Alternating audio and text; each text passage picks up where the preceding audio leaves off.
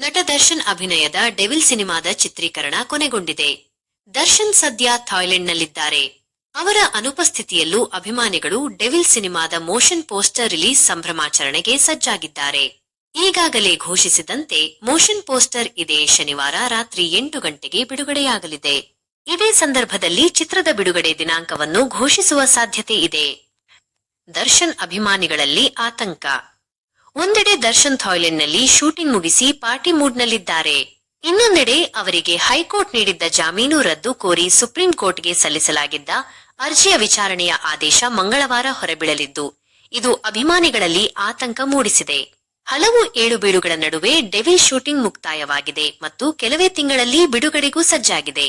ಎಲ್ಲಾ ಕಷ್ಟಗಳು ಮುಗಿದಿದೆ ಎಂದು ಅಭಿಮಾನಿಗಳು ಖುಷಿ ಪಡುವಷ್ಟರಲ್ಲೇ ದರ್ಶನ್ಗೆ ಸುಪ್ರೀಂ ಸಂಕಷ್ಟ ಎದುರಾಗುವ ಸಾಧ್ಯತೆ ಇದೆ. ಮೋಷನ್ ಪೋಸ್ಟರ್ ಸಂಭ್ರಮಾಚರಣೆ. ಈ ಆತಂಕದ ನಡುವೆಯೂ ದರ್ಶನ್ ಅಭಿಮಾನಿಗಳು ಬೆಂಗಳೂರಿನ ಅತ್ತಿಬೆಲೆಯಲ್ಲಿ ಒಂದೆಡೆ ಸೇರಿ ಡೆವಿಲ್ ಸಿನಿಮಾದ ಮೋಷನ್ ಪೋಸ್ಟರ್ ರಿಲೀಸ್ ಸಂಭ್ರಮಾಚರಣೆ ಮಾಡಲು ಸಿದ್ಧರಾಗಿದ್ದಾರೆ. ಸುಪ್ರೀಂ ಕೋರ್ಟ್ನ ಆದೇಶದ ಮೇಲೆ ದೃಷ್ಟಿಯಿದ್ದರೂ ಅದಕ್ಕೂ ಮುನ್ನ ತಮ್ಮ ನೆಚ್ಚಿನ ನಟನ ಚಿತ್ರದ ಪೋಸ್ಟರ್ ರಿಲೀಸ್ ಸಂಭ್ರಮಾಚರಣೆ ಮಾಡುತ್ತಿರುವುದು ವಿಶೇಷ.